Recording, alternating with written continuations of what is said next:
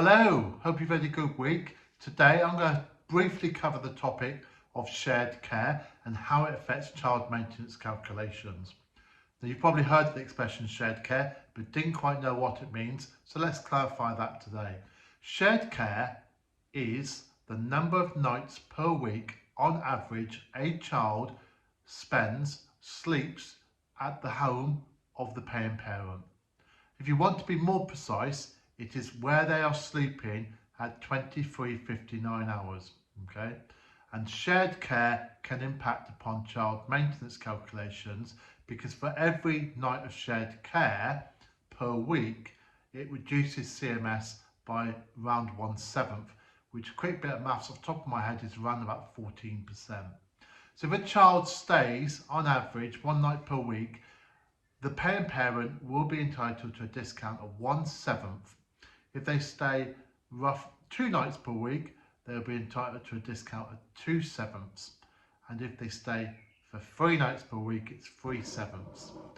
Now, if it's more than 175 nights per year, it's a reduction in half, 50%, plus an extra £7 per week reduction for each child in this band. Okay, so you're probably wondering why, if it's 50-50, the child maintenance don't basically get rid of it. Well, that's down to child maintenance, unfortunately. They make the rules, the legislation makes the rules, okay? And to you and I, it would seem fair to me that if it was 50-50, you wouldn't have to pay. Unfortunately, child maintenance don't quite see it like that, and you have to go through a number of hoops to prove that it's 50-50 and that it is equal shared care. All right, and but from a basic perspective, what they do is, even if it was 50-50, so, and by that I mean child comes with you for 7 nights per week, child stays with the other parents 7 nights per week, that to most people would be 50-50, but not to the child maintenance service.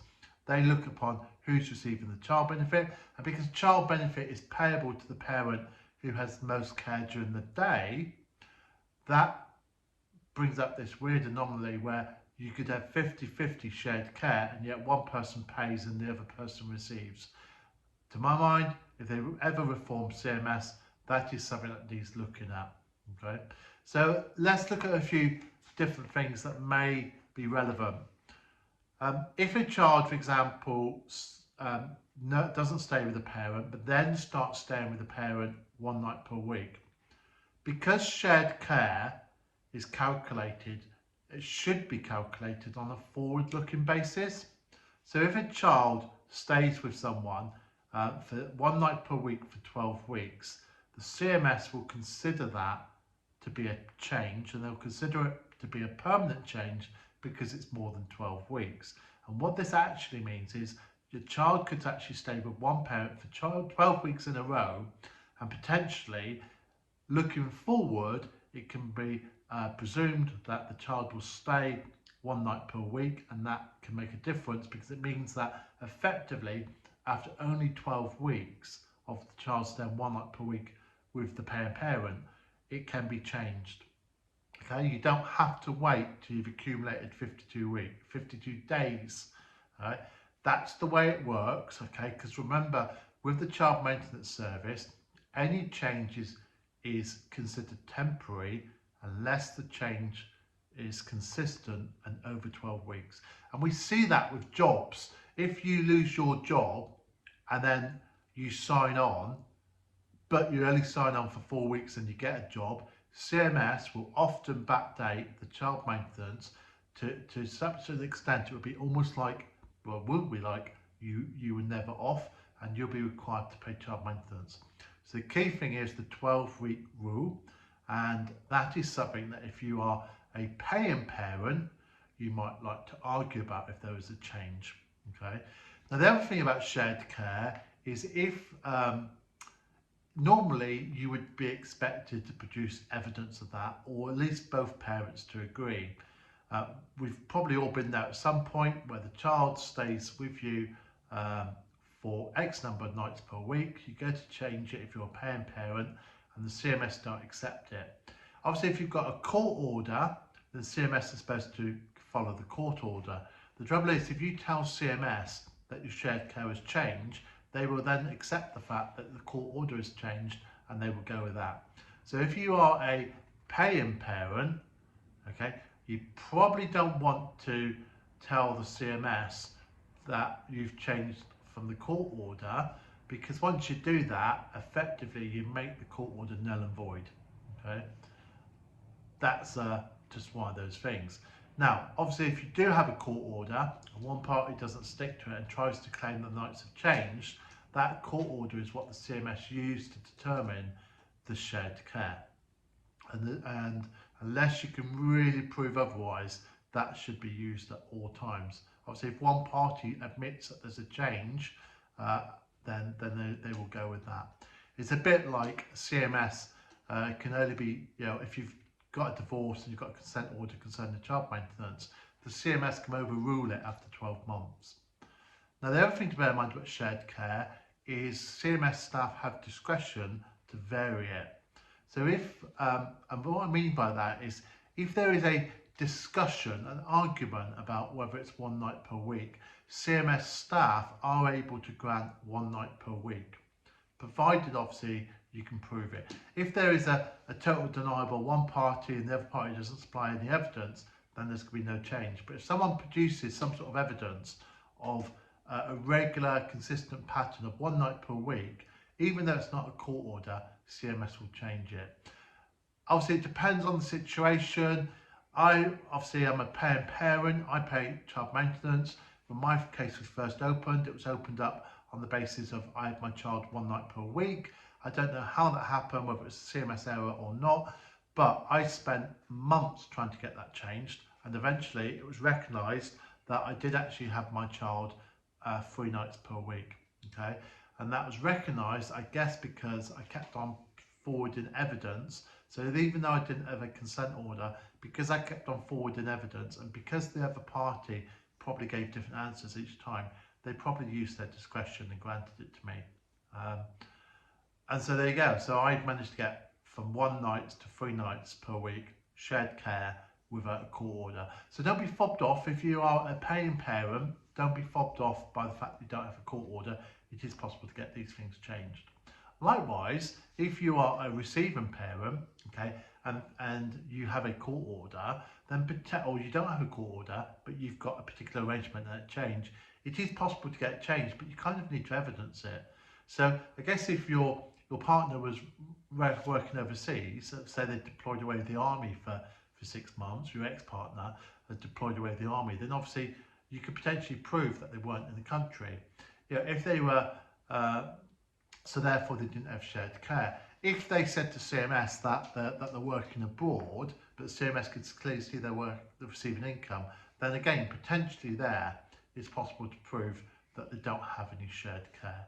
So let's just look at the facts and then present them in a logical way, and that should determine it. Now, shared care, as I say, is a thing that changes. You need consistency, and by consistency, we're back to the 12 weeks. So it's not adjusted each week. So just 1 week, if you've got your children for 3 weeks, you don't go to the CMS and ask for 3 nights per week on average, because it's less than 12 weeks. Okay, and also you don't have to tell CMS if there's a change that isn't significant.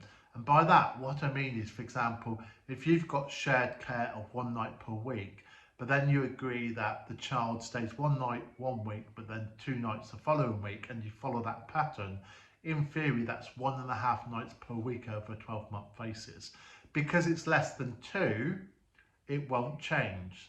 Okay, so you may have the child 2 nights per week 1 week, and 1 week night per week the other week, but that will not change it. The averages need to change. So as I say, the first band, 0 to 52, is no shared care. 52 to 103 days is the next band, and so forth. After, once you get to an average of 3.5 days, 3.5 evenings per week, then it goes to the 50-50 band, and then you're into these funny sort of calculations. Now, the other thing to talk about is how much CMS is chargeable. Now, most people have 1, 2 or 3 children, and if they're working, they're paying 12% for 1 child, they're paying 16% for 2 children, and they're paying 19% for 3 or more children. Now, if that changes, the percentages will adjust. So if you have 3 children and one of the children then comes to live goes to live with a paying parent permanently, the receiving parent really is a claim for 2 children. So their banding should drop from 19% down to 16% of the paying person's income. There's a little bit of confusion sometimes where people think, well, it's only dropped by 3%, surely it should have dropped more. And you're absolutely right, it should have dropped more, but the trouble is, the person that now has care of the child needs to make an application for the child benefit for the child, and then they also need to make an application for CMS. Because in that situation where you're paying 19% for 3 children, if you then change that down so you're paying 16%, but you make an application for the 3rd child, you end up with a situation where one parent is paying 16% to the parent with the 2 children, and the other parent should be claiming CMS and should be getting 12% back.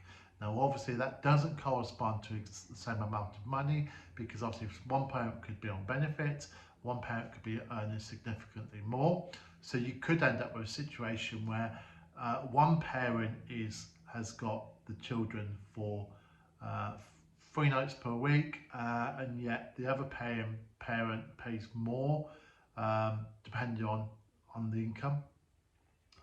So that's just how it works. So just to recap, shared care is based on nights per week on average. CMS will not consider a change if it's less than 12 weeks. Okay, so if it's more than 12 weeks, you've got an argument going forward that there has been a change, and that can work both ways for a paying parent and a receiving parent. You can argue that there has been a change and it's been consistent over 12 weeks. And of course, shared care does, how do I put it? Shared care, as I say, is part 6 of the calculation, so it is very, very relevant. Okay, so if there has been a change to it, it's something to consider. And as I say, finally, CMS staff do have discretion. So if there's reasonable evidence to assume that the child stays 1 night per week, then there is a potential discount there, or a potential drop in child maintenance, depending on which way you look at it. Okay, because they have that discretion. So if you want to argue over, say, 51 or 53 nights, to be honest, you're probably wasting your time, because the staff can use their discretion. What they can't do is they can't just go, oh yeah, it's 3 nights per week because someone's rung up. It doesn't quite work like that. There needs to be some sort of evidence. Okay, so I hope that's been of use to you.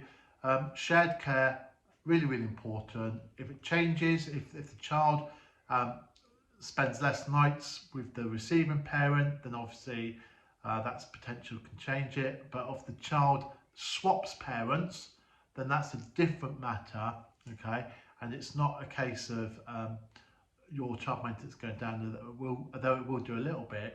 It's more a case of, if you want to receive child maintenance, you need to make an application for that child if you're a paying parent and that child is now living with you.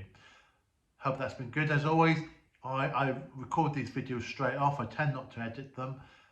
So hopefully I've covered everything you need to know. But if there's any questions, then please put the questions in the comments below, and I will answer them as quickly as I can. And if you're not able to get hold of me, I do recommend that you look at the CMS book, How We Work Out Child Maintenance. The current version I have is September 2018. It hasn't really changed, but it gives a complete breakdown of how child maintenance is calculated over 48 pages. So it's fairly comprehensive. Within there are a number of charts, and if you can see here, here's one of the charts, for example, talk about shared care, and that shows the bandings. Brilliant. Okay, thank you very much. Have a great day. Obviously, don't forget to like and subscribe. And coming up in the next video, hopefully, if you found this useful, then maybe you might like to check out one of the other videos that's coming up now. Thank you very much. Cheers. Bye bye.